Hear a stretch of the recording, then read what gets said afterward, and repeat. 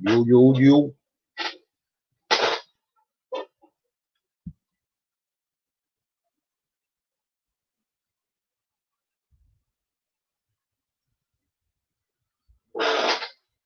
Yeah, freak.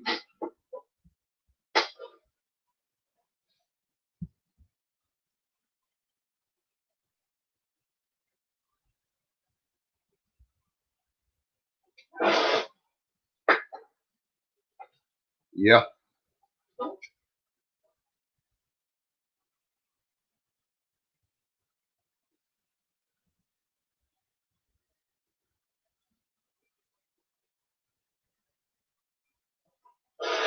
Cool. What up, y'all? What's going on? Freak, what's up? Joe Chan, what's going on? Oh, you did, freak. That's what's up.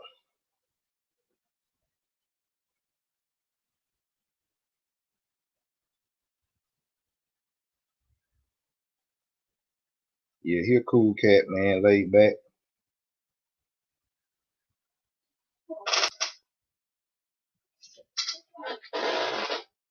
But yeah, y'all, we're gonna have this little conversation. It ain't gonna be, just laid back, just in the pit type chat, so it ain't gonna be nothing, you know, it ain't gonna be nothing at all. You ain't gotta be nervous, nothing like that. We just laid back, just talking like we're in the pits or something, you know what I'm saying? So yeah. Chris Baker, what's up? Yeah. Chris, here I come. Let me give my man back here in the green room, back there eating cookies and stuff. Let me tell him to come on. Let's get on the screen and talk for a minute. Let me go get him. Let me go get him.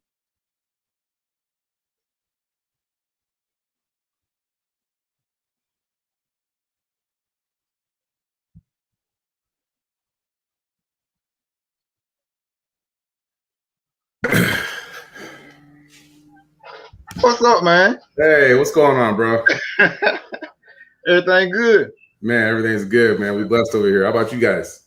Hey, man, blessed. You know it, bro. And like I said, man, we just in here with I call it my Nitro family, man, but just the guys that I talk to on on YouTube and stuff like that. We all in Nitro game. Some of them, beginning racers. Some of them been racing for a minute, and some on bashers. So it's some on fifth scale too. So it's just a whole big mix. Mm-hmm. Yeah, and everybody, like-minded. You know what I'm saying? So we all into the same thing. And like I say, man, I just wanted to just show them a little bit more what you got going on, man, and just go from there. But we got like 10 more minutes. Got what 4:53 here. So okay. yeah, so it ain't quite 5 yet, but a lot of the guys they in here already though. So so you guys do a live chat all the time, or it's just between us. We pretty much do a live chat. You know what I'm saying, frequently. If I don't do it, then some of my fellas they'll do something. You know what I'm saying, on their channel. So yeah, man. So we just we into it. You know what I'm saying? Yeah. So, but yeah, we can go ahead, bro. Like I said, I'm live now. It's like 11 people in here already, so we just gonna start off. You know what I'm saying? Cool. Okay. I know I scheduled it at 5, so we about 5 minutes until, so we good. Okay. Good. But yeah, Chris, man, just like I say, bro, I appreciate you. Taking your time out, man, just to talk to myself, man. Like I say, I'm Corey Jordan. I'm down here in Montgomery, Alabama. Okay. Originally from Birmingham, Alabama, but yeah, man. Like I said, I race 1A scale nitro buggy and truggy, and I run for JQ. I follow you.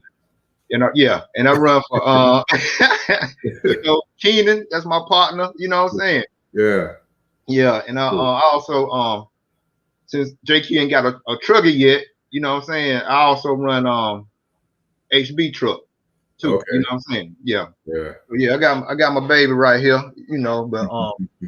But yeah, nice. yeah. Nice. Myself, before I ran with start running JQ, I ran I ran for HB myself too. So Oh, cool. Okay. yeah, bro. So yeah, man. But Cool. yeah, we can get started, man. Just Okay. yeah, just tell them who you are, where you from, man. We just start off like that. Okay. Yeah, man. Chris Nelson, TNR Fuels, if you guys don't know already. Been a SoCal boy all my life, born in LA. Parents migrated out of LA to, Pomona, just east, kept going to Highland or migrating east. So from Pomona to Fontana to, to where we're at. And now we're in the high desert. Okay. So I feel kind of blessed because, there's not too many spots around the United States that have RC cars like we do, so yeah, man, it's so tough. SoCal's the Mecca, so that's cool. So but yeah, man, picked up an RC. Oh, go ahead. Yeah, I was gonna say, like I say, my brother stays out there, and he's in the Bay Area, like up there in San Francisco. He's there in the West Bay in San Francisco. So yeah, he's about 8 hours. Yeah, he's a little while away from you. But yeah, I might be out there, pretty soon that way. So I may can come kick it with you, race all day, man. The door's open. Yeah, man. So yeah, but yeah, man. Go ahead, just tell them where you from. What part of Cali you from again? So right now we're in the high desert, which is Hesperia, which was about 5 minutes away from Victorville, where we just had our race.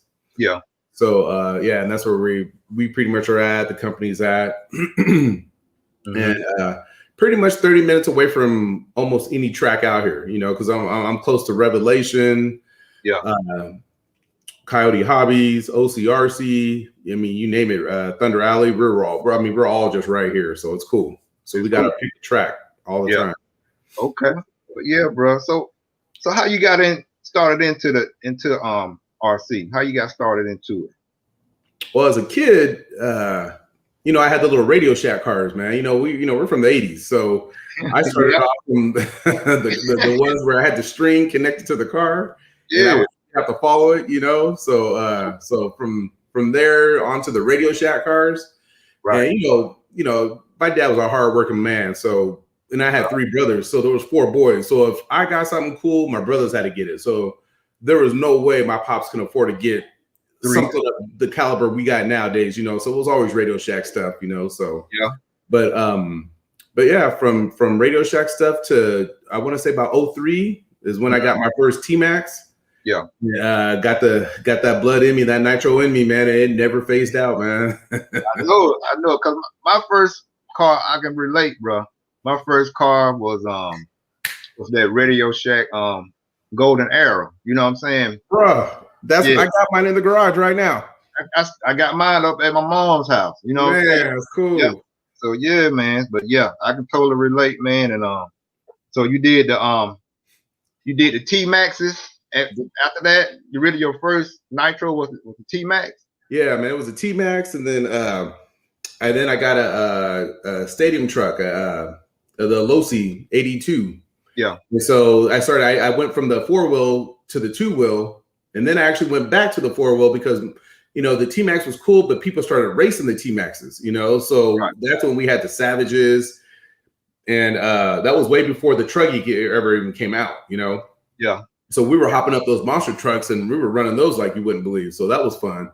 And then finally I got into the 8-scale scene, and that was a wrap after that. I got my first 8-scale buggy, my Hyper 7. That's when I met Paul Coleman, and it was a wrap after that. Okay, so you and Paul was real tight? That was my boy, man. That was my boy. I mean, because I was on the scene, and I was a fast sportsman back in the day, but then I didn't realize there was another level of racing at a pro level. And Paul Coleman was already at that level. He worked at Opta, So, at the time, there were a couple fast guys, and then I saw a brother come out. I was like, at the time I was racing with my dad. I was like, Dad, check this bro out. First off, the brother's huge, and the boy could run. So, and then we hooked up. We were cool, connected right away, and that boy took care of me, man. He would strip my cars down. He put them together for me. I mean, he right before one of his mains. Yeah. I mean, don't forget, he's running pro level. So right before one of his mains, he stripped one of my cars down and rebuilt it because I had no idea what I was doing. You know what I mean? Minutes. Yeah. That's how cool he was, man. That was my dog. That's what's up. And then back then they didn't have the Nakia. Nah, that was by hand. Yeah, they done had a Nakia drill, electric drill or whatever, electric screwdriver. It was by hand, strictly by hand. Yeah. Brother was bad, man. He was cool. So that was, and that's what people say, and what's the big deal about people with color and all this and all that. It was inspiring to me. You know what I mean? It was like, man, we could do this too. This is cool. Exactly. Yeah. So big ups to my boy Paul. Yeah, man. Because like I said, man, we all in here. Like I said, my Nitro family, man, we in the mix, black, white, all of them, Everything. in the chat and stuff like that. So it's a little bit of everybody, Mexican, whatever, Hispanic. So, it's just a melting pot. But yeah, man, just to see that's an inspiration, what I'm saying, to see somebody, that's at that level. Yeah, and at that level too. That's what I'm saying, that's putting it down like Paul Coleman did back then when he was at Offner and stuff. So yeah, bro. Yeah. So do you just race off road or do you do any on road?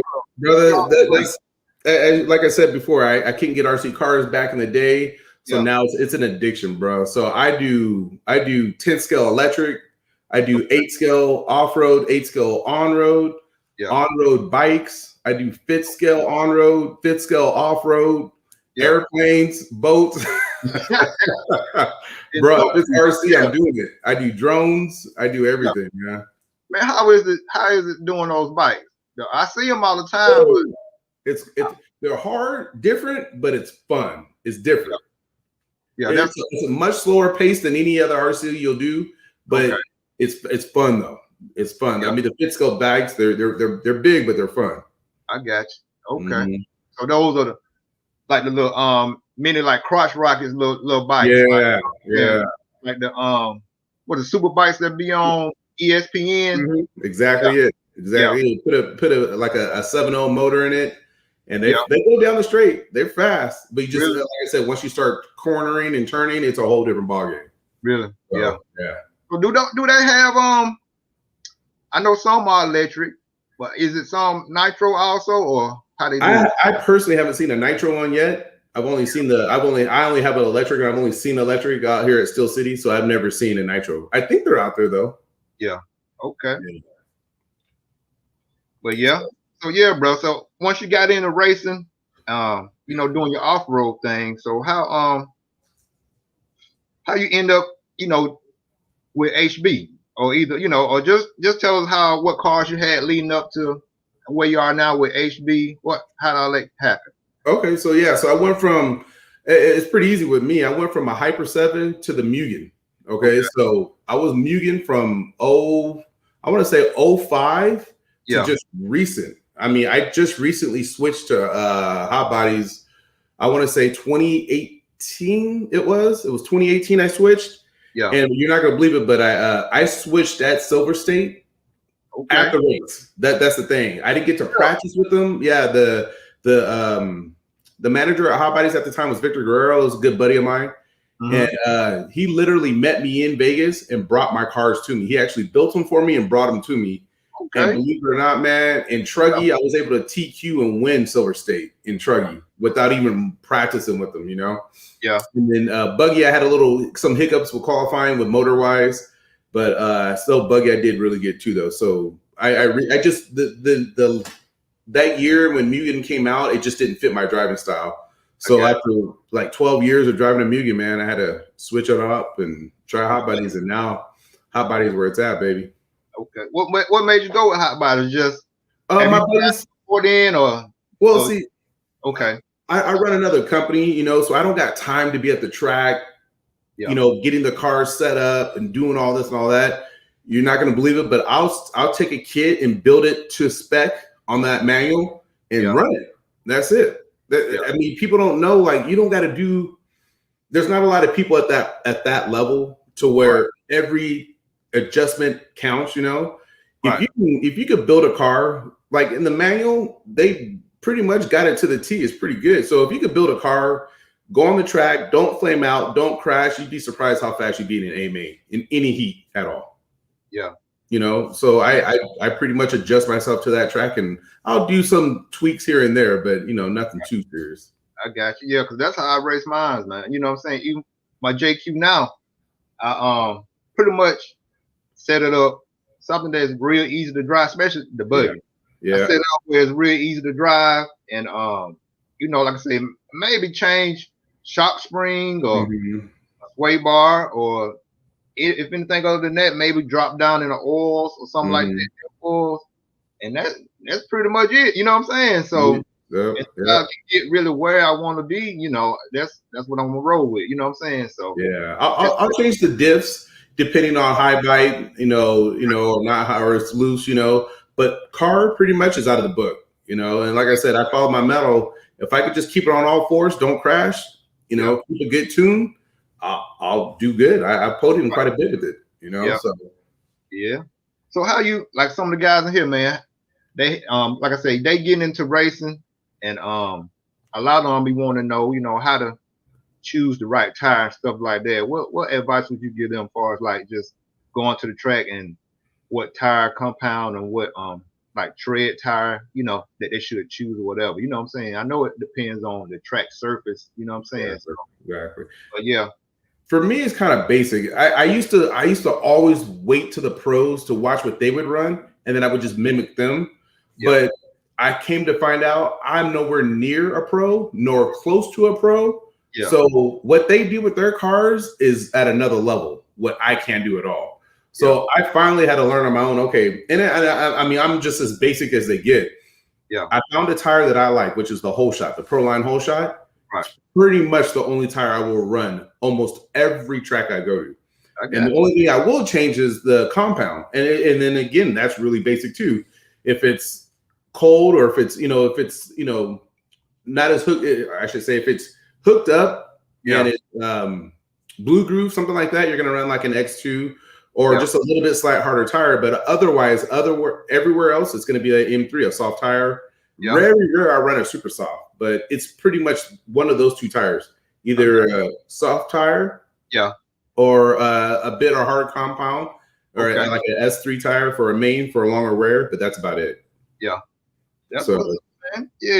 Pretty basic. All these selections of all these other different tires, it'll mess up your racing game because it's just too much, you know. Right. Yeah. So yeah, bro. So tell us about some of the bigger races that you've been in, and I know you won truck at Silver State. Tell us about some of the biggest races you've won so far. You know what I'm saying, as a racer.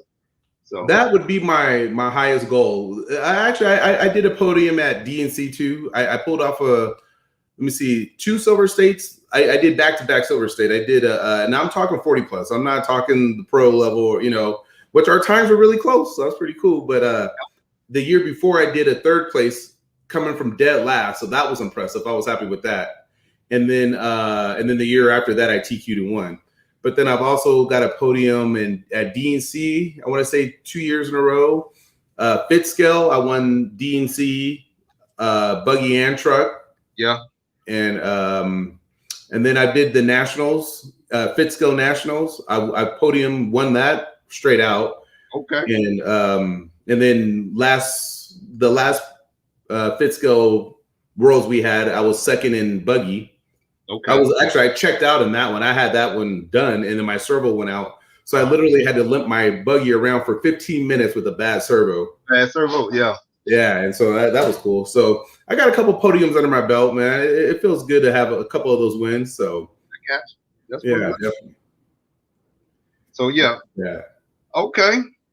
So what let's go and get into the fuel, man. So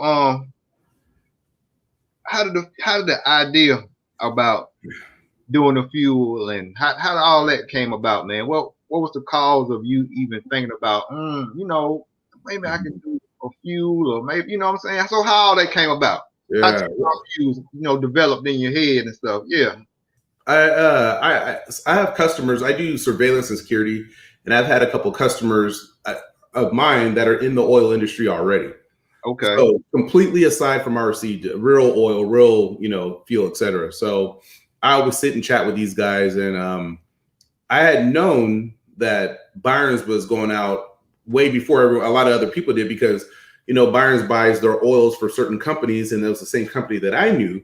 Yeah. And they buy their oils way in advance. So when they had stopped buying oil, we had already knew, like, hey, they're not going to produce fuel no more. So I already had the heads up on that. Yeah. And then months down the road, speaking of Chris Nunes, he's actually close. Yeah. He lives over by Byron's, and that's one of my boys, man. We got to talk about Chris in a minute here too. Okay. Yeah, so, I did a little interview with Chris. Yeah, I saw it, man. That's my boy, man. That's good people. So, yeah, but cool. He was pretty close to Byron's, actually, believe it or not. So, yeah. But I hit up a couple people, and I was like, I think I could do this fuel thing, and they're like, man, it's a good chance to get into it, because Byron's is going out, right, and it'll be a big void. And I've seen, like I said, I was trying to before, I've seen O'Donnell and them test and do all that kind of stuff with their fuel back in the day, back in like 07, 08. Okay. And that impressed me like no other, you know what I mean? But it always stuck in the back of my head, like, man, they could do that. I could do something like that too. Right. So I got you. I just said, hey, let me go ahead and give this thing a shot. Talk to the wife, put some money to the side and just try to get this thing going and see if we can't, run 100% with it. So got the fuel thing going, and we're where we're at right now. That's what's up. So yeah, man. Well, as far as the fuel and everything, so what all types of fuel like are you offering, like for just say like for a basher? What do y'all have anything like for the bashing crowd or whatever? Definitely. So like you and I are in the racing field. I don't know if you still bash or not, but I came from the back. Right. I still get out there. Yeah. Okay, see, that's cool. You don't just stick to the track. So that's cool. So yeah, so I still got my T-Maxes and everything. So I formulated fuel specifically for every type of RC out there. So the basher fuel is not racing fuel at all. Even though, don't get me wrong, you can get out there and do your thing with it, but I specifically did a 20% ready to run basher fuel for those T-Maxes, those Savages, and all those guys out there with those bigger motors, having fun. Yeah. But then I also got our 30% race fuel, which is what you and I would use all the time. Right. Also got my 25% on-road fuel for 8 scale, et cetera. Yeah. 16% for the sedan motors, which is real good in the stadium trucks as well. A lot of people run stadium trucks still, so that 16% is really good in that. Okay. And then again, we got marine fuel and aviation fuel coming out soon too. So. Okay. So fuel for everything. Yeah. So what? Since you got the fuel for the for the bashes and everything, do you know what can you tell us, like what like oil percentage that's in that 20%? Cause see a lot of my nitro family, man, they run like the LRP 0.32s. Some run the Nova Rossi 0.28 engines, and they modify them so they fast now. Yeah. They modify them so they run. Ain't no joke. Yeah. So what would you to that? What would you recommend them running? The 30%, or do you recommend running that 20%? And like I said, what oil, like 10% oil or whatever oil, what oil is in that, Now it all varies on what they're doing though. So that's the thing. So if they're out there at the track, even with a bash, even with like a T-Max or something, I wouldn't put 20% in there. You know what I mean? I would do some racing fuel then, because you're getting around that track, you're heating up that motor in way more than you would bashing around, having fun in the yard or doing whatever, So like a lot of bashers, they're going to hold that trigger wide open and they're just letting it rip, hit that second speed and just doing their thing, So that 20% is really, it's good for that, So the 20%, the ready to run's it's 11% oil in there. So it's a little bit more oil than what we use racing. So, and then especially with those guys with that modified stuff going on, having that fun, they're not going to blow those motors. They need a little bit more protection because those motors are modified. They're going to try to put out a lot of more performance than, something normal, like what we would run, a 21 would run. So they need that little bit of extra protection. We got some other components in there to help that with those ready to runs. So like I said, a specific brand of fuel for the ready to runs, a completely different brand of fuel for us racers. Yeah. Okay. So, my boy Lil Chilla right here, he was saying this is comment right here was saying like the people over Europe, they just now made up that the new law about you can't have no more than 16% nitro. Mm-hmm. So would you be catering to them, making a fuel that they can, if this takes effect over there, as far as like they can't get no higher than 16% nitro, Mm-hmm. or you want to be producing a fuel that they can run over there? Yeah, we caught about it. We caught on to that, and our 16%, we would have to reamp it, completely reamp it, because what they're going to try to use it for, like say they're going to try to use that 16% in a 21 motor, it's just not going to get that peak performance that they want. So we got to change our lube, the way the oils and the lube that we would use in that fuel, and get that 16% nitro a little bit more pure. I mean, the most purest we can get it, so you can get the most pop out of that 16%. Yeah. So we would reamp that field just for Europe. I mean, it's something we could do with not a problem at all. But their 16% would be much different blend than our 16%, which is made for like 12 motors and 15 motors. Yeah, 15. Yeah. Mm-hmm. Yeah. Okay. So okay, as far as like us, the racer, what percentage of fuel would you recommend? Go ahead. I say 30, because you got a lot of guys out there that run 25% in nitro. Yeah. Because they want to keep their motor cooler or they want to get longer run time. But in reality, I've been trying to tell people, please just try to run the 30% we do, because it's been designed so good to where your motor is running cool. You can lean that mug out and get the run time that you would never thought you'd get before with 30%. 30%. So yeah, so that's what I'm saying. And then a lot of guys back in the South, like where you guys are at, you guys need to add, you guys add caster sometimes to your fuel, and for break-in and this and that.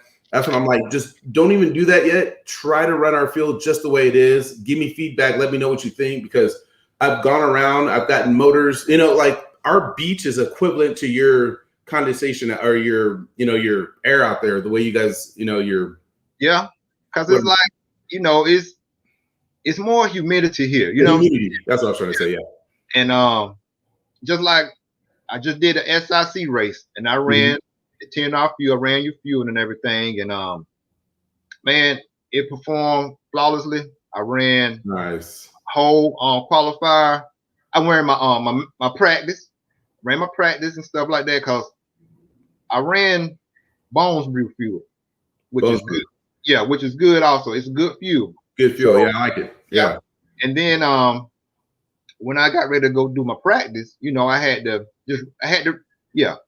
elaborate on this too. What I did was I had to richen up all my settings just to make sure my engine adjusts to a new. Smart. You know what I'm saying? So I richened up everything, and I idle like maybe I idle like a half a tank through it just to get the fuel to flow. And then after I did that, I retuned, and after I got it retuned on the box, and I threw my car down, went out, it ran fine, ran no problems. Everything was smooth. I had single stage idle like I like it and everything. Nice. But going down into like my first qualifier round, flawless, no issues at all. But then when I got second qualifier, it was everything was still running smooth. But in the third qualifier, it was like Saturday night, and the high that day was like maybe 45. So later on that night, when the third round of qualifying hit, it was maybe down in the high, maybe very low 30s, under, freezing, maybe 20-something degrees, 28 degrees. You know what I'm saying? Got to richen that mug up. That's what I was about to say. I went out there, and first couple of laps it sounded fine. Like the fourth lap, I can hear it come down. Yeah, I come down the straightaway, and like how we tune is we do most of the tune by just hearing. You know what I'm saying? Once you tune like that, you can hear it even on the track if your motor is leaning out too much, and then you can take the jumps just leaning because it'll start revving up, and then your front end start lifting because your idle is basically hanging up, and it make that front end lift. And I heard it leaning out, And bro, only thing I really had to do in that situation was I didn't. The fuel is good. It didn't flame. It didn't. All thing I had to do was just not pull as hard on the trigger. You know what I'm saying? Mm-hmm. Still through that when it got dropped, when the temperature dropped like that and it got cold and it leaned out. And like I said, I just to eliminate that run on and that leaning out pinging out noise at the top end. I just pulled probably about almost not full, a little bit more than half, but I didn't pull as hard on the trigger. You know what I'm saying? And even then, in that situation, the fuel it held up good. My engine really didn't run really that hot more than normal, and like I say, it ran. I still after all that, I still didn't have no flame outs, and then nice. Yeah. So like I said, it's that good, man, and I'm impressed with it. And Nice.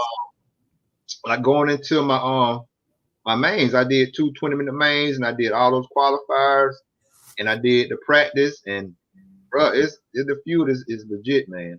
Nice. Good to hear that. So yeah. back to your heat. Not everyone. So your experience. Not everyone would know. You felt it and you heard it and you backed off.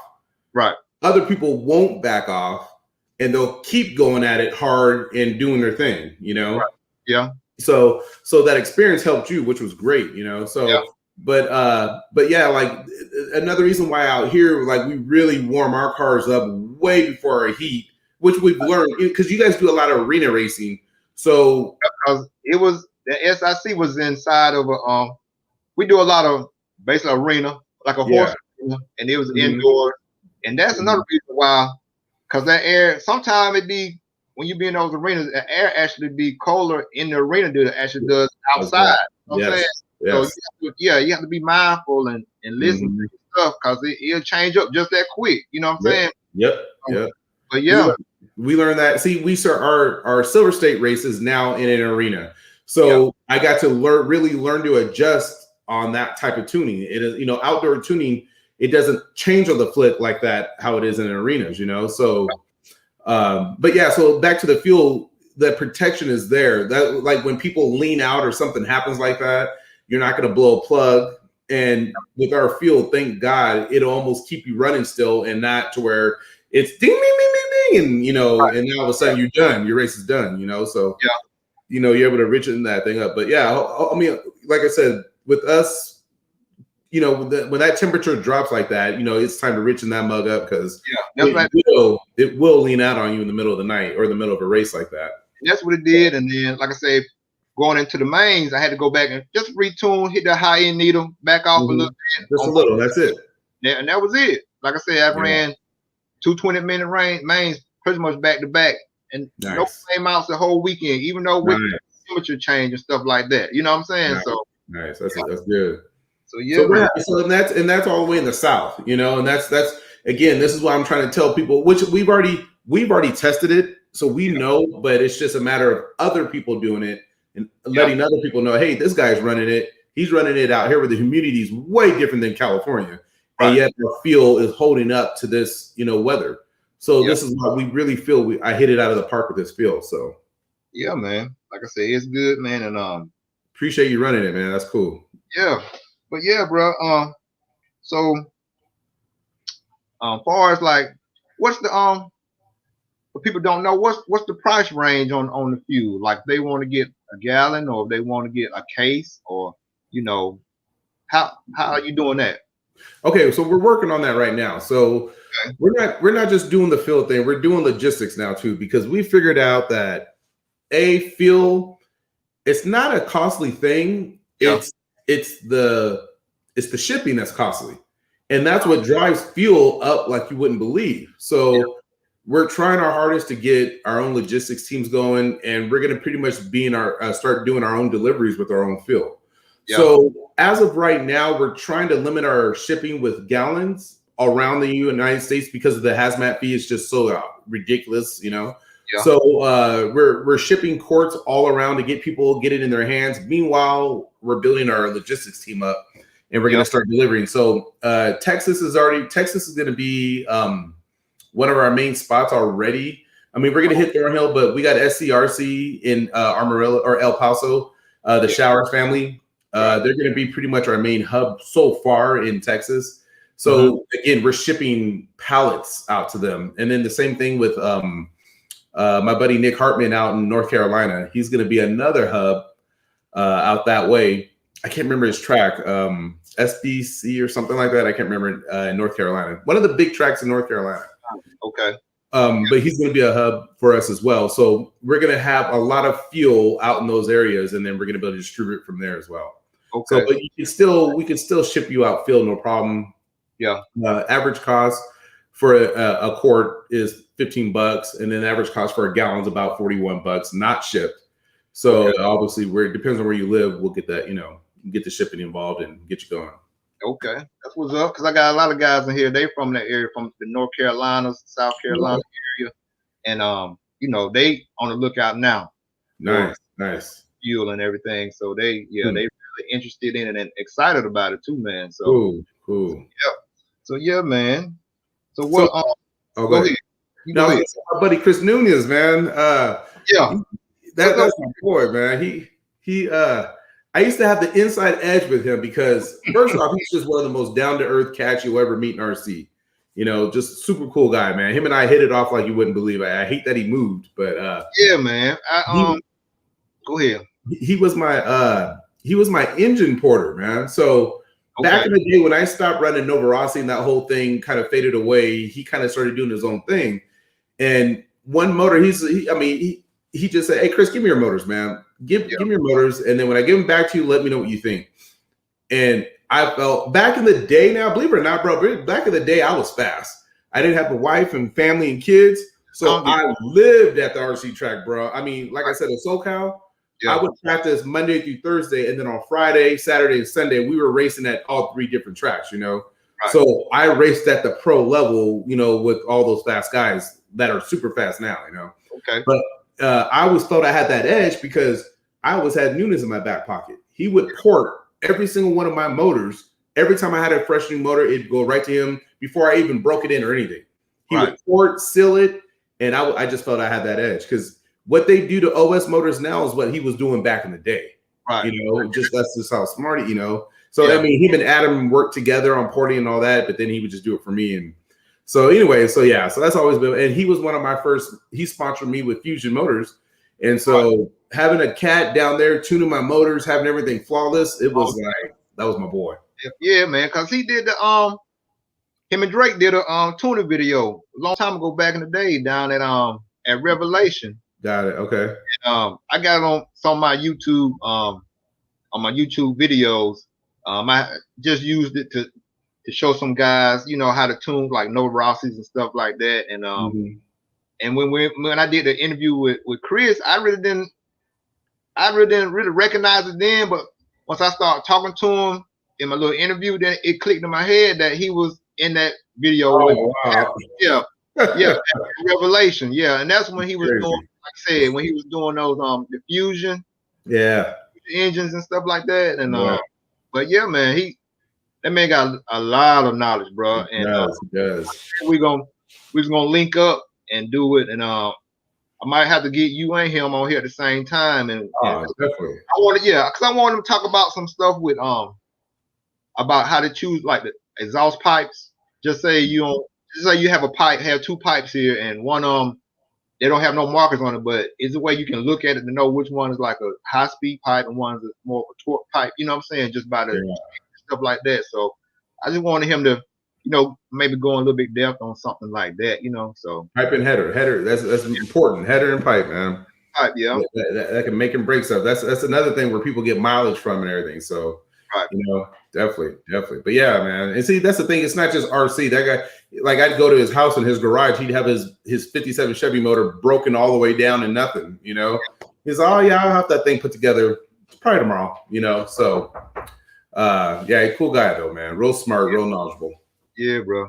So man. As far as the fuel, man. So what do you think set your fuel apart from what's out there right now? Or what talk about it. What do you think may have a little advantage in some area or whatever, what characteristics you think that it may have, you know, in the pit? I think what we were able to engineer was it's usually with fuel, you're going to have one or the other. You're going to have a fast blend of fuel that's going to do what you want it to do, but then you're going to toss those motors after about a race or two, you know. Then you got those fuels that protect your motor like you wouldn't believe, but you just don't have that performance that you would seek from like a different fuel, you know, like a more of a racing fuel. So with ours, I felt we knocked it out of the ballpark having all that combined. I got a feel that's plenty fast and a feel that protects your motor, you know. So the protection is just hands down. And I didn't spare any expense when it came to the oils and the methane. You know, we used high grade everything. I mean, high grade nitro, high grade methane, everything. And then we got a couple components in there that people have no clue what's in there to help this fuel run the way it does.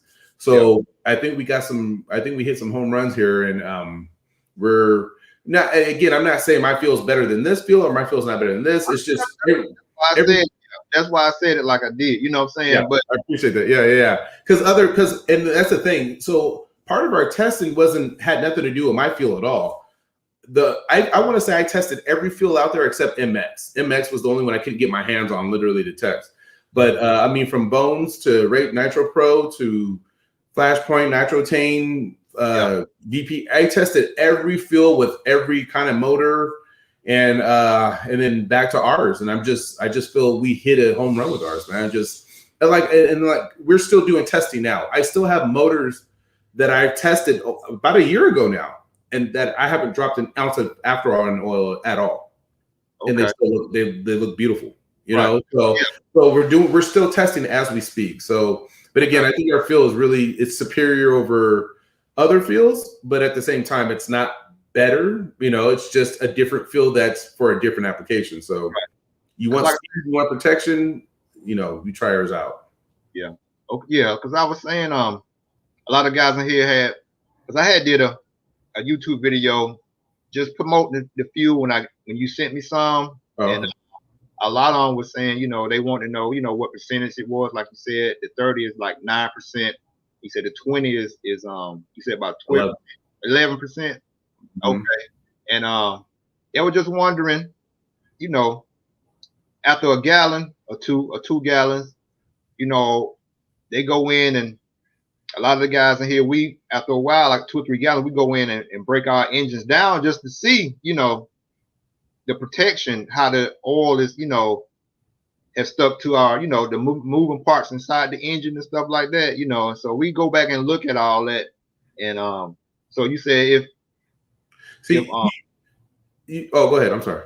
I was just saying, so if you like, sometimes, you know, bro, after a race, we tired and we'll clean the car, you know, after we get done running, we make sure that the engines are, you know, don't have no fuel. And some of us don't. Some of them just throw the car in the corner for a couple of weeks, and then next race, that's when we go back to them and clean them up, get them ready to go.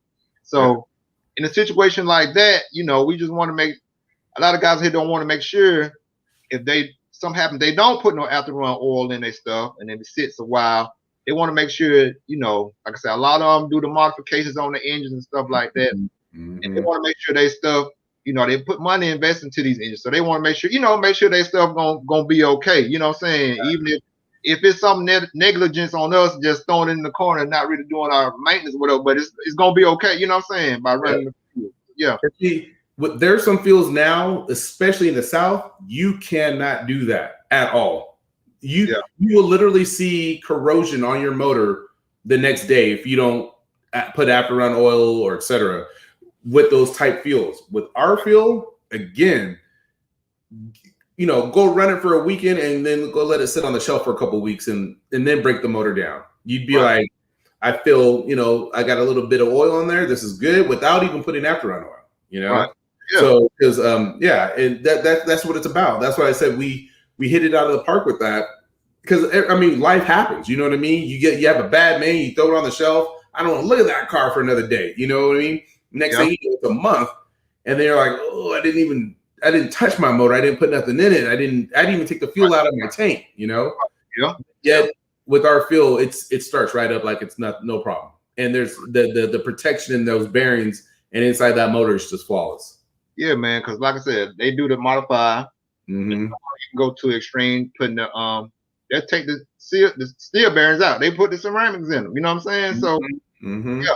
So we know how to take care. We know how to get the best performance out of them. So we just looking for a fuel that if we do forget to do the right maintenance and take the fuel out and all that stuff, we at least know that our fuel has enough protection in it to keep all parts and all that stuff, lubricated. You know what I'm saying? So see, now with you guys take your motors apart about a month or two. In on-road, they strip their motors after every race. Yeah. So there's no waiting, you know what I mean? So they're seeing the protection right then and there. So jumping to the on-road side really helped my off-road side out a lot because I learned so much from those guys. Yeah. So I mean, the detonation that happens there that can't happen, the carbon buildup, all that stuff is just so important in fuel. And so I've learned, how these motors need to be lubricated, what parts have to keep oil in them constantly, so yeah, we learned quite a bit. But yeah, they break these motors down more than we would ever do in off-road. So let me ask you this: as far as your engine and stuff like that, as far as the carbon buildup, is the carbon good for your motor? Because I know you have the carbon like on top of your piston head, and that's pretty good because if you run into incidents where you overheat it, that carbon will burn before it get down to the metal on the piston. You know what I'm saying? Mm-hmm. Before it detonates. Mm-hmm. Yeah. Mm-hmm. So two different. It's this, okay? Because you got guys that are in off-road that don't want to see any carbon buildup at all, and they'll clean that thing like you wouldn't believe to where it looks brand new again. Right. And it's like, well, like in on-road, they want to see that carbon buildup for exactly how you just described it, and it's without that carbon buildup, you're not showing what that fuel is doing. And so you read that carbon buildup too. You read it around the piston head, around the side of the piston head. Right. That is so important. So without that buildup, you're not going to even know what's going on with your motor. Okay. So, but again, in off-road, it's not a big deal to these guys. No one even looks at that. No one's looking for that, Yeah. So God, it's kind of it's 50-50 on that. I can't say yes or can't say no. Yeah. But because like I said, all the years I've been running off-road, that's something I've never looked at, never bothered to mess with. You know what I mean? And again, I've seen that's a good question for Chris. Like what did he do when he would get the motors in and rebuild them? Would he scrape all that off? Would he, you know what I mean? Yeah. But in on-road, totally different. We got to see carbon buildup on those motors. If you're not seeing carbon buildup, something's wrong. You see? Mm-hmm. So, yeah. So far as like towards the fifth scale guys, because you run fifth scale too, right? Love it, bro. Love it. Yeah. So do you have any in the fuel or either oil or fuel mix for the fifth scale guys coming, or do you have some of that already? No, we're working on it. So that is going to be another huge step TNR Fuels takes in a different direction, which is 2-stroke oils. Yeah. So that's once we hit that road, like that's a path that because pretty much VP's got that on lock, when it comes to that kind of stuff. Yeah. But there's nothing wrong with having an option. You know what I mean? And so we all, because I run the Fitzco and on-road, and again, off-road, it's not a big deal, but in on-road, that stuff makes a big difference. For the what type of bearings you run in your car and your motor. So we're definitely working on the oils right now for 2-stroke.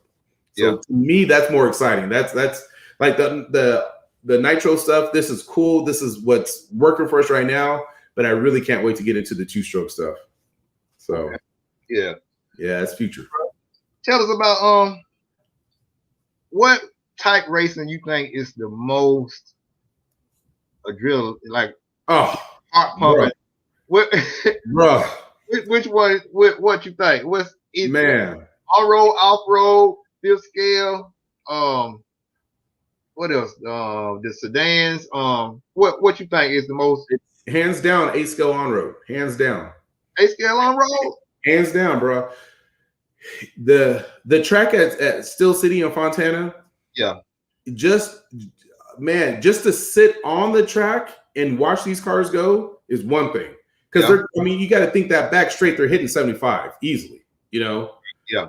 And so, but just imagine holding a car full wood going that fast around a turn. You feel me? So that's we usually get off the gas or we brake to do a turn. You're holding it full wood around the end of the straightaway, just yeah. It's crazy. Yeah, sometimes in the off road, you have that little second, like going down straight, you can, you can't do that in on road. Yeah. Yeah, you cannot. I've learned. I mean, like I said, I got into on road to test and do this and that. But I'm out there running quite a bit. So the guys are out there like, hey, you need to do this race coming up. You need to do this KO Pro, race and see what you can do. And bro, like I said, when you're practicing, you can pull off to the side, you can do this and that, but in a race, competitively, man, you can't do nothing. You can't blink. I mean, it is so fast. And if you blink, you're missing a second on a turn, and now you're out of the TQ run. Yeah.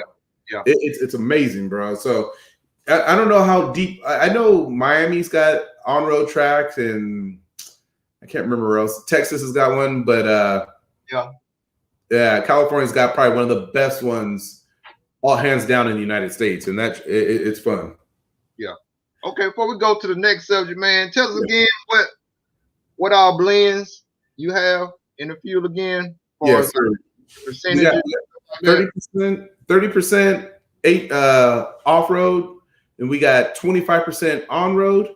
And then we also got 16% on road, and then we got the 20% for the bashers. Okay. As far as like what y'all got for the guys that fly the planes and do the boats and stuff. It's not on the market yet. Our aviation, and say again, the aviation field and the marine field, we're literally working on right now, almost done. But I personally like to hand test every single field out there. I physically want to see how it works. Yeah. We physically take data down on every motor, every field we run and test. So that's why it's just not out yet. I can't just mix it and throw it out there and say, hey, have at it, Yeah. So aviation and marine fuel are definitely coming out soon. Okay. So y'all see, and y'all gonna also trying to develop more for the field scale guys too. Yeah. We're gonna have our own oil pretty much. We're hoping by next year the two-stroke oil will be out soon. By next year. Yeah. So yeah, man. Hey, y'all look out for this, man. It's sir. Legit. Like I said, I went down to SIC, and like I said, that night it was like I said, man, it had dropped down like 28 degrees. You know what I'm saying? Jeez. You know what I'm saying? We had JQ pits. Our pit area was straight. We had our propane heaters and stuff. You know what I'm saying? With the torch and stuff. You know what I'm saying? The ones that's blowing for real. We had those, and we was warming now. You know what I'm saying? In the pits. Yeah. You got up on the driver's stand. The arena had like heaters up there in the roof, so that's like right there on us. So we wasn't freezing. As far as like on the track where the track is, it was cold, man. It was the cold also made the track even slick too. So it was what I'm saying. Yeah. So you had to really be mindful of your throttle. You know what I'm saying? Your throttle input or whatever. But like I say, man, it ran good. And like I said, the only thing that I did when my engine leaned out was not pull so hard on my trigger or whatever, on my throttle. Like I said, all through practice, through qualifying and my mains, you know what I'm saying? No flame outs, and nice. I had a good, what I'm saying, good experience with it, man. Nice. That's good to hear, man. Definitely. That's the report we got back from almost everybody. Like unfortunately, we had our race the same weekend as SICK. So, and we had a ton of guys out there running our field. And we also had a ton of guys that switched over to our field that weekend as well. And nothing but just good stuff to say. Nothing, Right. That's the same thing. The guys out in Texas right now at the El Paso track, the Corbin's track, or the Showers track. A lot of guys over there are switching over to it right now, and they're just like, man, we're averaging over 10 minutes, which is amazing, you know? That's what I was about to ask you about the runtime. I haven't really, like I said, I ain't really check my runtime at the race, like really time it for real. But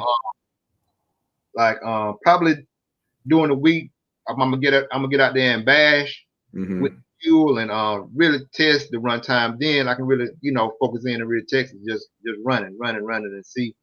But yeah, I feel like the runtime was there. I know after one qualifier, after 5 minutes, I know especially in truck, I know I had maybe right at a half a tank. It might have been above half a tank. You know what I'm saying? So I can go at least maybe close to 10. You know what I'm saying? In my truck. Yeah, I just got to try it and see. But yeah, like I said, everything felt good. The throttle response was real crisp and precise. You know what I'm saying? So yeah, man. So yeah, bro. What okay. What brought you? What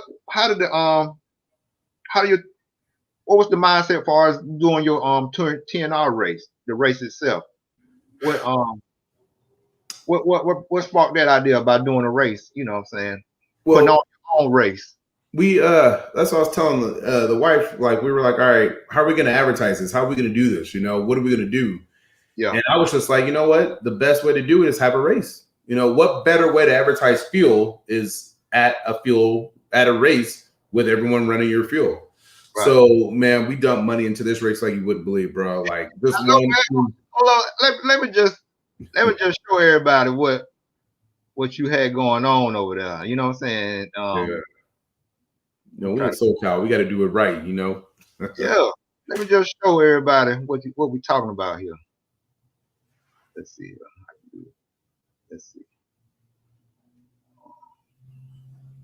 And like I said, I hate that it was on the same weekend as SICK. Yeah. Because we're probably gonna have more stuff. But yeah, man, look at that. Wasn't that something? Man, that is crazy. Yeah, we had that. That was when we were finishing, then putting them on. So you get to see the picture of it all lit up. Yeah, I'm trying. Hold on, let me try to get it where it'll play. And let's see if I can get it. Yeah.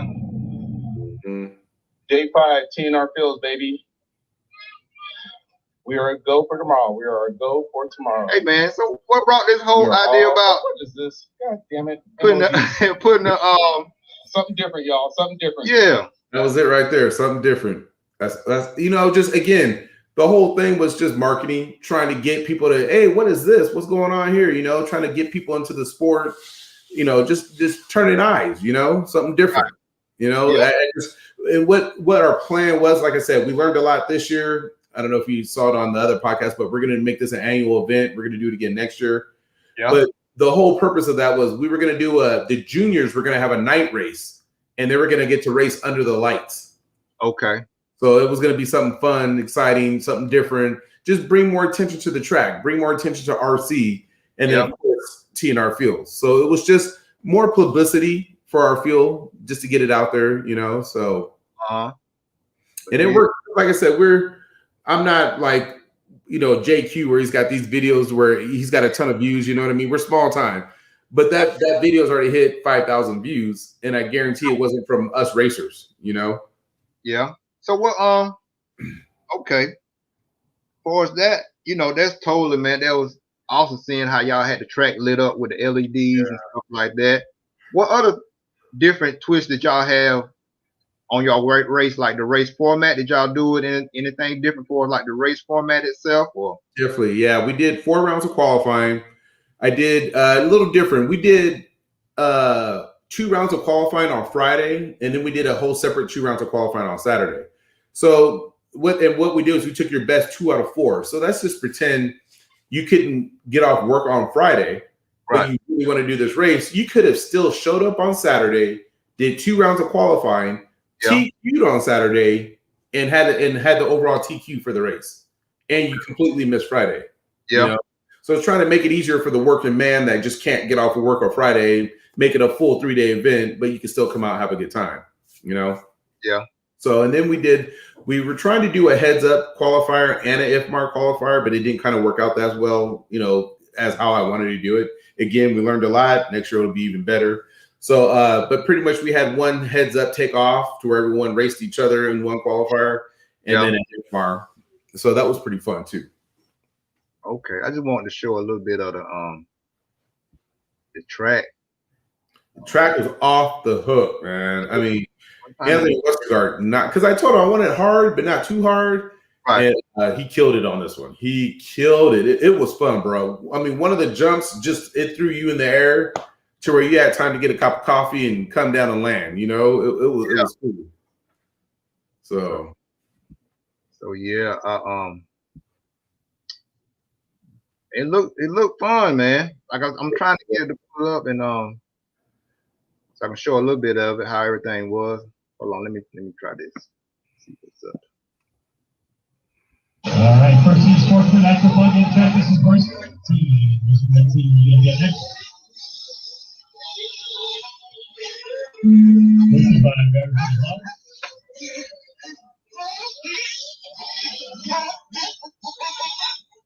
Something else we did too is we had paid tour marshals there. Yeah. They weren't bad. They weren't too bad for their first time. Right. A lot of people came, bro. A lot of people. I didn't expect that big of a turnout. Yeah. What was the turnout numbers? 270. Okay. So I mean, first time race, first time everything, and just all the support from everyone that came out. It was cool. It was cool. Yeah. That's what's up, bro. Well, yeah. So is it any chance you may do another one or? Yeah, that's what we just. So what we're gonna do is we're gonna have a tour. So I plan on coming out and finding you, bro, because we're gonna head out that way too. So, but our first stop's gonna be at SCRC in Texas or in El Paso. We're gonna be out there in March. So it's not gonna be the A main challenge. It's gonna be the TNR tour. So we're gonna hit up different tracks and we're gonna bring fuel out. We're gonna let people try it, at that race, and we're gonna, help people tune motors and whatever we got to do to get them dialed in. So we're gonna try to hit up tracks, multiple tracks, and it's cool because it's a good chance. I got a lot of Facebook peeps that I've never personally met that I get to finally meet now. So this is gonna be cool. So you're one of them. Okay. Yeah, bro. Cool, Yeah. You got to come down this way in the South, man, and just experience, how, like I said, the weather. Like it's wintertime here now, but after when March hit, man, hey, the heat and humidity, it steps up to a whole nother level. You know what I'm saying? So, and that's gonna be, it's gonna be a good test to see. You know what I'm saying? How I know you already know, but it goes back to show you, how good your fuel is gonna, hold up in the heat, because it'll get 100 degrees here with 90% humidity, just like that, especially like down in Florida and North and South Carolina, just in the southern states. You know what I'm saying? So, and that was a blessing. I got to test my fuel. It was weird. I didn't get to test my fuel in the extreme cold weather. I didn't get to do it at all. Okay. But I got to test my fuel in the extreme heat. Like the summer before COVID. Yeah, we were having 105, 104 days. It was brutal. Yeah, it's brutal out in Cali now, and it's dry heat too. So heat. Yeah. So I was out there. I was the crazy fool out there running, the only one on the track, because it was so hot, no one would even run.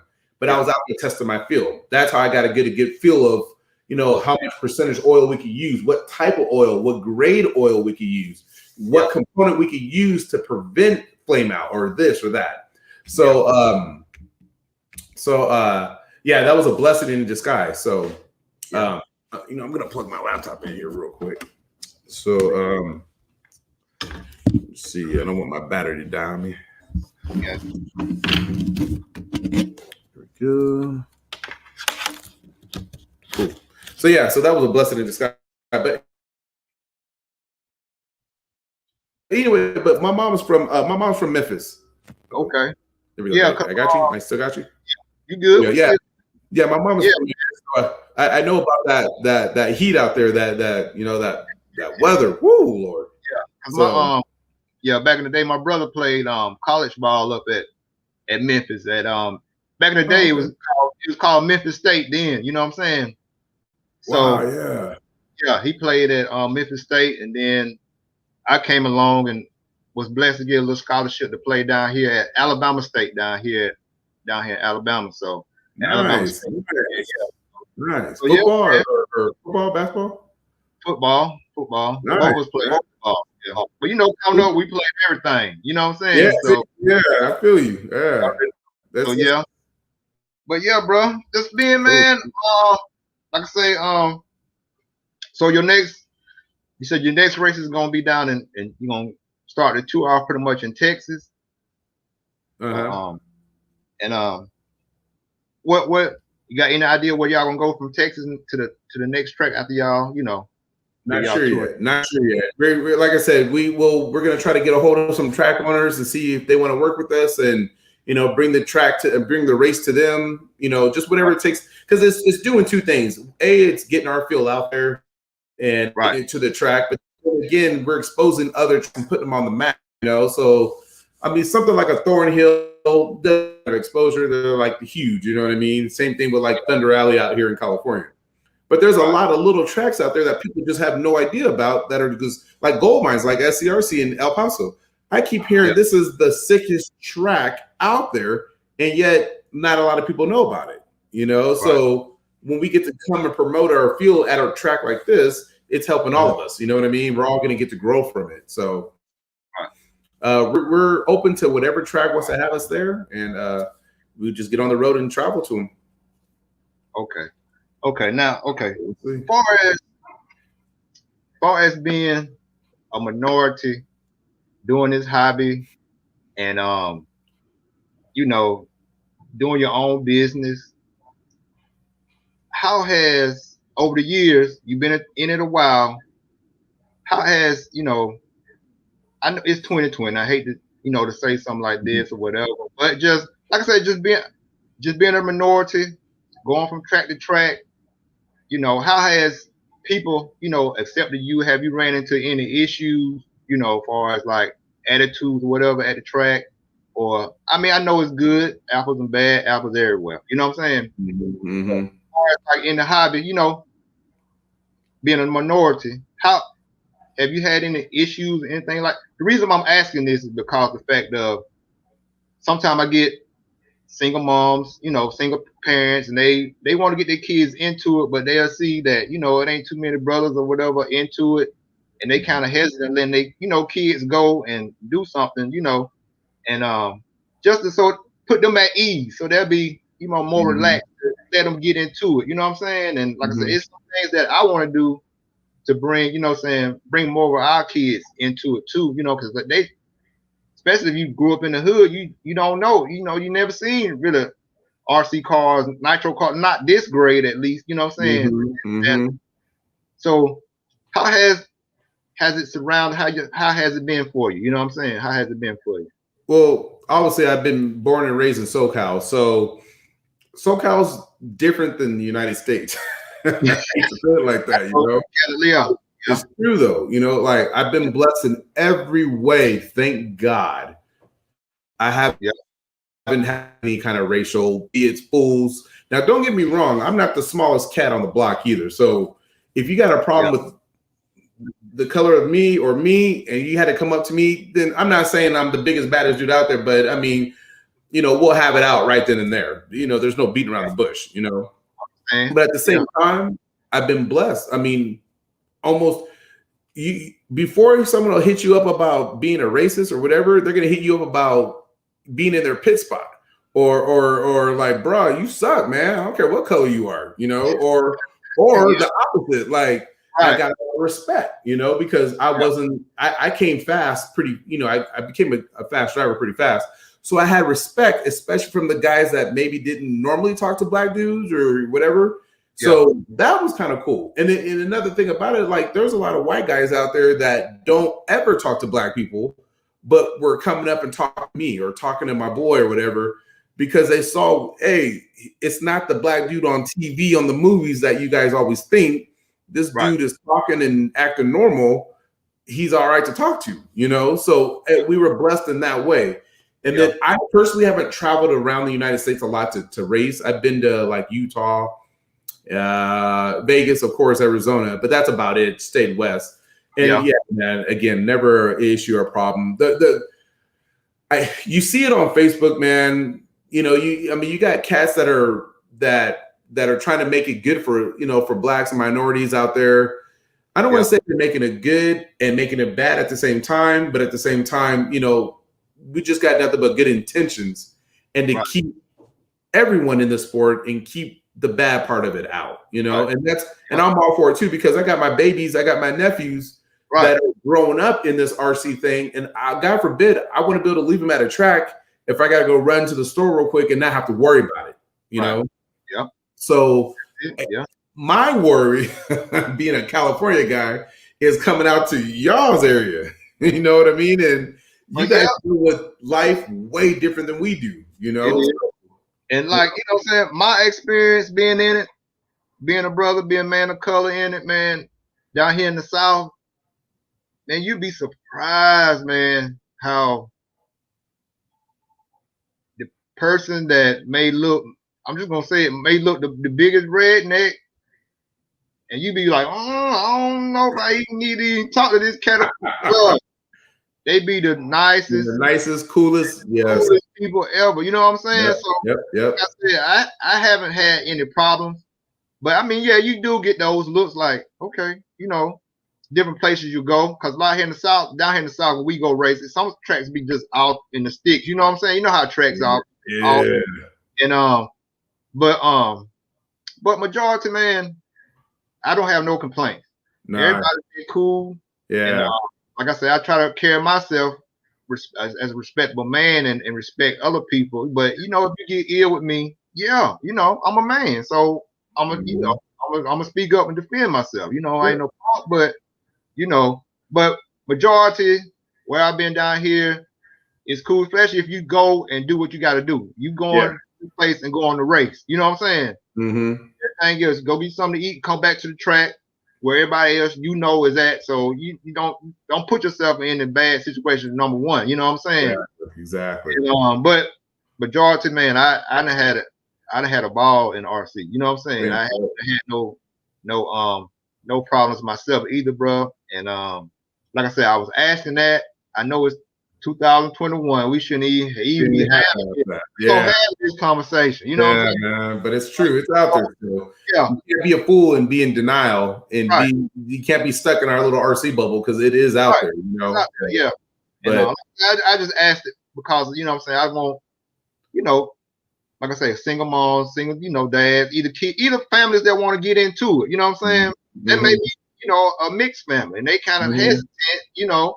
I'm just saying it so they'll be at ease of letting their kids experience something different other than like football, basketball, track, you know, just something else different, you know what I'm saying, that they can get into that the whole family can do together, you know. So see, and see, again, the hate I've gotten is from me being fast. You know, it had nothing to do with the brotherness, you know, nothing at all. You know, that's it. You know, if you don't play sports and stuff, that's it. You know, you're doing something good. You know what I'm saying? Yeah. You know what I'm saying? If you got a problem with me, you gotta beat me. You know what I'm saying? Yep. So, but you know, don't get me wrong. Now there are people that come to these tracks. You know, I don't want to drop names or anything, but there's people that come that are instantly blackballed. You know what I mean? Because they're stealing from other track guys. They're you know, hitting, you know, not marshaling or hacking people or always, you know, begging for parts or this or this. Those guys get blackballed faster than any brother could get blackballed being a brother. You know what I mean? Yeah. So the RC bubble, it's just pretty straightforward, you know? And again, I'm speaking on my experience, not everybody else's, because I have not been in situations where I've had to defend myself in that type of way, you know? Yeah. So, and see, that was a big question I had. You know, I believe it or not, I had a good talk with my white friend, as white as can be, my buddy Matt Olson at MOD. You know, I was hesitant to start my fuel company with my name, my face on that fuel, because we're in a predominantly non-minority sport, pretty much a white sport, pretty much, Yeah. And I didn't know if I would not get the type of sales, or I wouldn't get where we're at right now because of because of what I am, unfortunately. Because you can produce something that's the best stuff out there, but if it's not accommodating to people because of what you are, it sucks, So, but he was like, man, people are going to follow you and buy that field because it's you, you're the one that's going to sell that field, So you need to cut all that other crap out and move forward. I guarantee you'll get sales after this. I guarantee it because of who you are, what you are in this industry. Everyone knows you. Everyone knows who you are. They know how you stand, and man, do it. So that was a big, pump on the back for me. So yeah, but yeah, bro. Other than that, man, I like I say, I just want to ask you about just anybody that want to start a business, start a business in the hobby. What tips could you give them? What I'm saying, if that really is that what they really want to do, what kind of tips would you give them?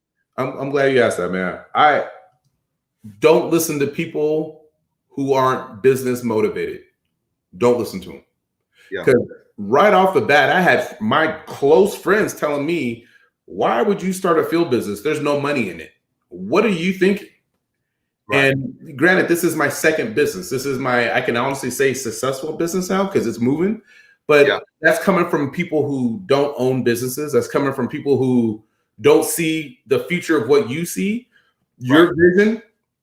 You got a vision. You want to start a business. I don't care if it's ant watching.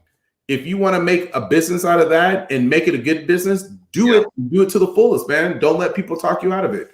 Let yourself fail. Do it as far as you can. And if it gets you nowhere, at least you can say you tried 100% and you gave it your all and you failed on your own. You didn't let somebody talk you out of something, because you'd be surprised. That same person that's saying, hey, don't do that, it might not be that good. That'd be the same person that starts the same business that you had an idea with.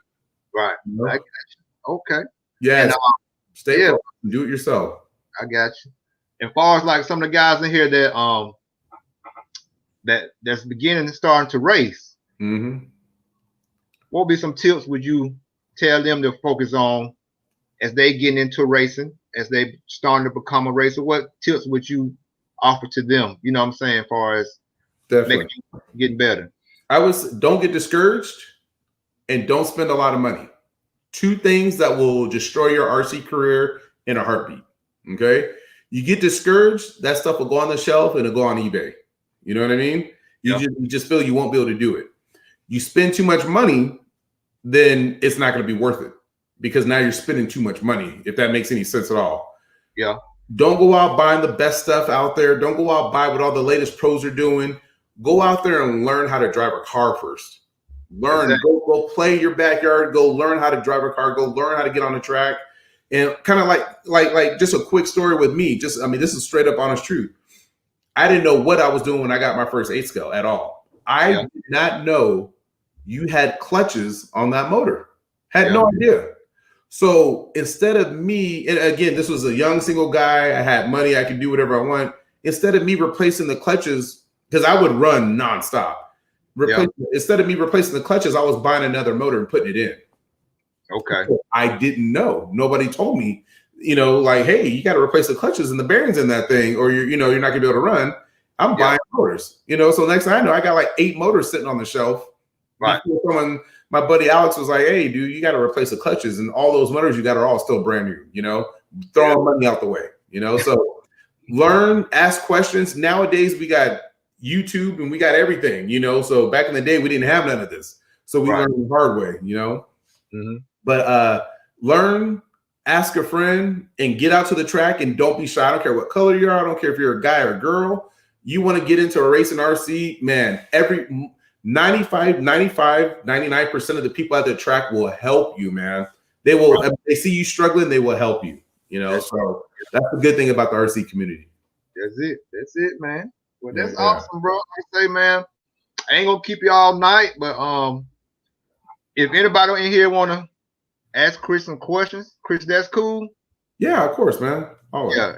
if y'all want to ask Chris some questions, man, just post them in the chat, and we're gonna try to pop them up here, and we're gonna just answer a few questions right quick, and you just go from there. So, quick question at sick. So, how many entries they have? How long does that run? Because I plan on going to these races here in the next future. Okay. They had like 500, maybe 530. Yeah, entries. Yeah, and it was from practiced on Friday, and then we raced qualifiers on that Saturday, and then we had the mains on Sunday. So it was pretty much a three-day race. Nice.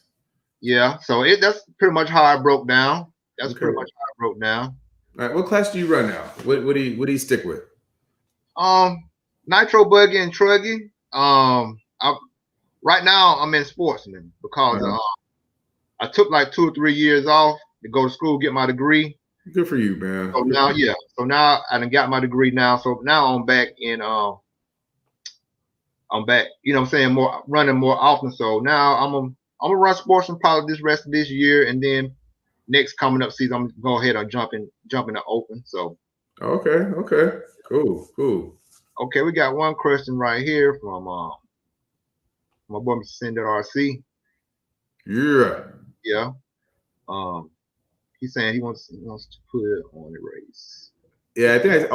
Man! Big shout out to Matt, man. He not only sponsored our race, but he personally sponsors me 100%. So, all my servos, fuel line, body clips, a whole bunch of little things. But my servos are on point, man. That's what I use. I use Sendit RC servos. I didn't really talk about my podium at my own race because I don't know if that was weird or not. But I podiumed all day at my race. I took first in truggy and second in e-buggy, or second in buggy, and that's the 40+ class. I only had time to run. Normally, I would run open, or expert, or open and 40+. But because it was my race, I just didn't have the time for it. But man, I'm down to do a race with Matt at Sendit RC, man. That'd be cool. That's what's up. Yeah, man. He just Sendit just put me on the team, man, just a couple of weeks ago. Cool. Yeah, I'll be definitely getting some of the servos in my buggy and truck, So you will not be you'll love it. You will be impressed. You will not be disappointed, guaranteed. Yeah. We got one from Mr. RC. He was saying, does Chris know if Delta RC is going to order any fuel? Definitely going to talk to them during the week. Yeah, you guys got to understand, like, we had building up to the race, we were just so busy trying to get everything going. Now we got like 100 orders going out of fuel come Monday, Tuesday. I don't know if we're going to be there that long at FedEx or whatever, but and then we're going to actually start calling all the hobby shops that are like, hey, you guys, you want to carry our fuel. So Delta RC is definitely going on the list for it. Okay. That's what's up. Yep. Anybody got any more questions? If not, then bruh, I totally appreciate your time, man. Definitely, man. And again, we gotta link up again another weekend and just plan and do another interview, because like I said, I want to do some more running with the fuel, and like I said, I want to bash with it more. Cool. And then also bash with the 30% and just see how it is. You know what I'm saying? And I want to do that, and like I say, run probably about 2 more gallons or something like that through my engines and stuff, and then we can catch back up again, bro, and we can talk and just I can compare, let you know what's what, and we can go from there, man. Like I say, I totally appreciate your time, man, and like I say, hopefully we can truly meet up and meet up and run the race together or something like that. We'll be at one of those. I know SICK does like 4 races or something like that. Nitro or Cycle, Nitro Blast, and SICK, and all these other ones. We're gonna definitely make one of those this year. Okay. So my boy Terry King said, will you be able to get any TNR Fuels in the UK? Yes, sir. We're working on international shipping as we speak, literally. Okay. So definitely. Yeah. So far as the pricing wise, you say y'all still working on the pricing with the shipping and stuff? Because of shipping, yeah. Because obviously, like in California, our fuel pricing is set because of we hand deliver almost all our fuel to all the tracks and hobby shops out here. But the minute, of course, you get out of state, you got to pay for that extra shipping. So the gallon, the price per goes up. So that's what we're trying to work on now. Okay. So, okay. So how much is it costing pretty much in the hobby shops out there in Cali? How much? Between $41 and $50, depending on where, like LA area, it's always higher in LA. You can go all the way to the desert and it's as cheap as $40, So yeah, that's an average for a gallon. Okay. My boy Nitro Free said it'd be great to see you at P&B in April. Yeah, what is that? The Nitro Blast. Yeah, I think that's what we're. Yeah, it's gonna be in Tennessee. I think White Plains, Tennessee, something like that. See, that's cool. See, I got my folks out there. So that's one that I think, is that the one that runs 24/7 though? Yeah. It's P&B is a trick, man. Yeah. They run. See, this how I was telling Nitro Freak this, because he just starting to race himself. Nitro Freak, the guy right here that's asked the question. Okay. And he went to Nitro Cycle Blast for his very first race. He just jumped into it, which Lord. It really, it was a hard race just to be your first race. but you did, him, him and another one of my friends on here named Gunpowder Nitro. They went to Cycle Nitro Blast was their first race. And I've been a couple of times myself. The thing is to go there, do your practice, because it's gonna be practice 24/7. After you get through practice, you go back to your room and get some rest. You know what I'm saying?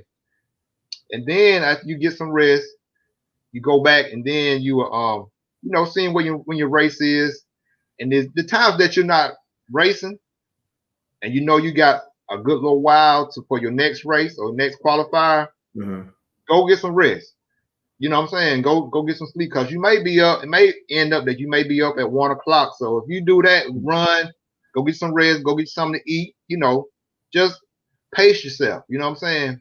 Because it's turning. You be hyped because you're there. Yeah. And, so you have to go practice, get yourself something to eat. Just pace yourself through the weekend instead of trying to stay up all night trying to see everything or whatever. Yeah.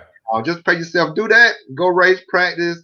Go back, get you some rest. If you drove or whatever, go to your car and get you a nap in. You know what I'm saying? Or something like that. Just keep your body from being so drained and go out by the time the mains is on Sunday. You know what I'm saying? And then by Sunday, you just totally like slam. You know what I'm saying? Drain and go out, so you got to get that. You got to, time it out, get your rest in, and it'll be fine. It's fine. You just got to do it like that. That's how you do it. Yeah. Cool. Okay. Yeah, I'm kind of being out there. One of those races this year for sure. Yeah.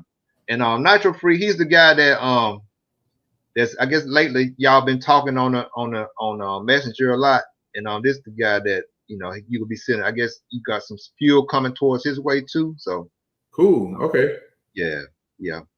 But yeah, man. Like I say, man, I appreciate your time, bro. And definitely, man.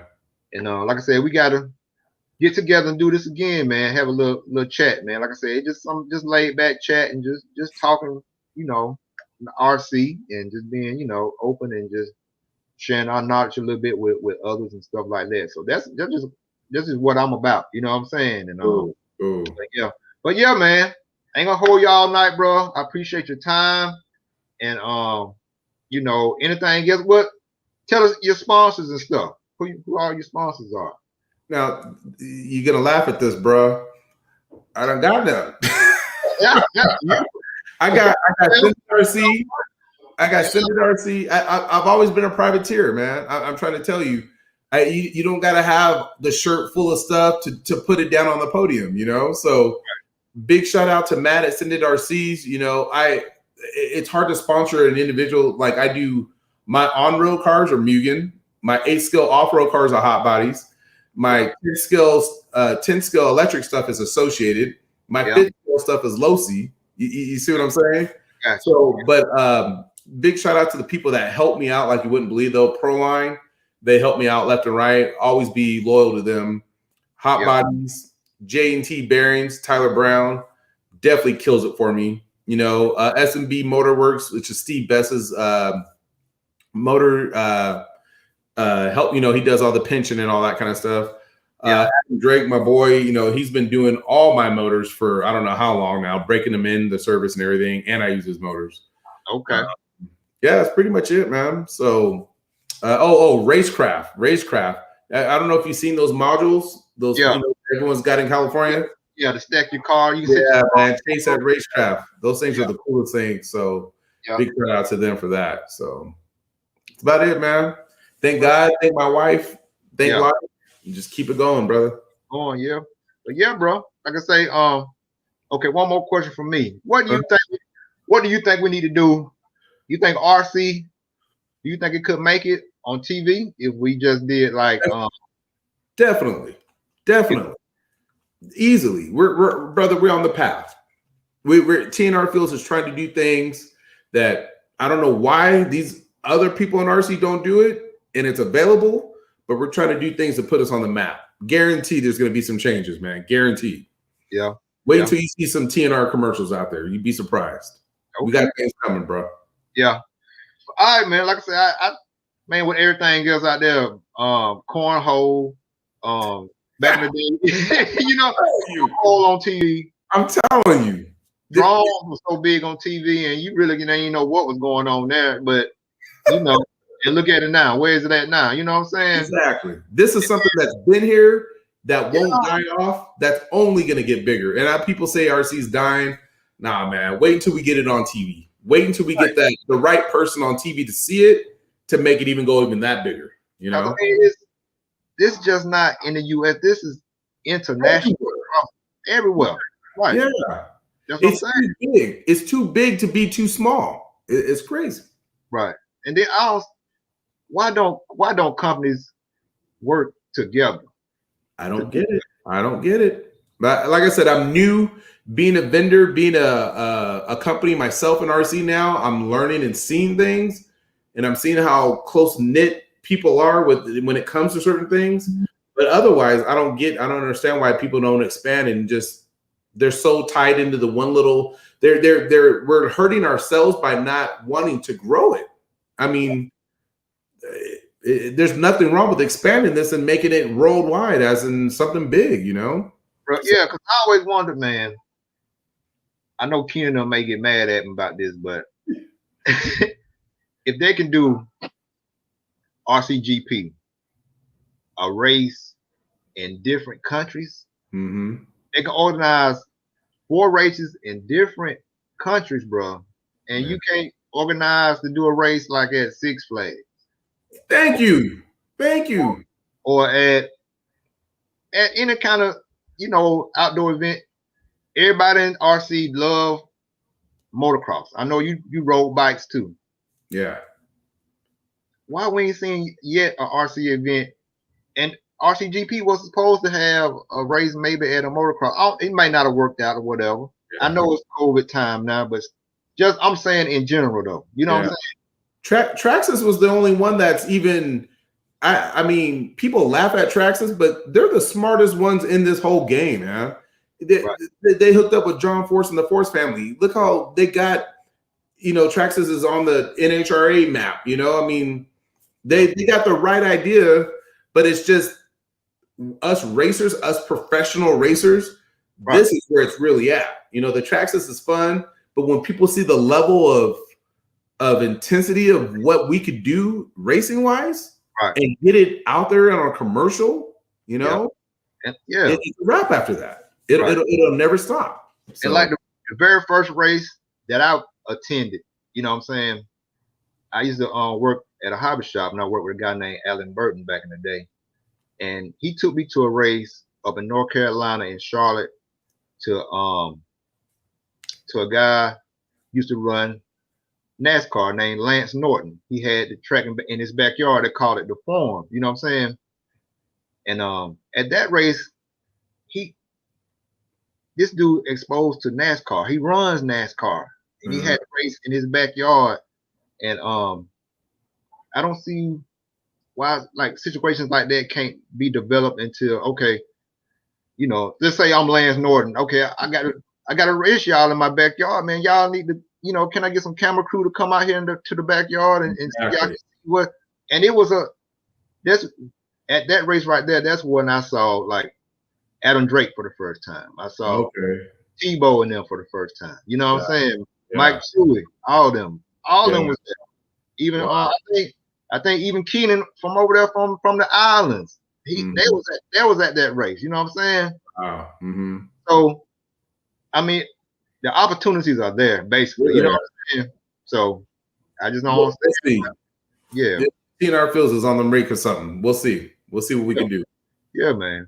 But bro, like I say, I totally appreciate it, man. And like I said, you are inspiration to me, man. And I appreciate your time. I ain't gonna keep you up all night, man. Like I say, man, we gotta do this again. And I enjoyed it, bro. I appreciate you letting me, take some time just to chat with you for a couple of hours, Appreciate you, man. All day, man. Anytime.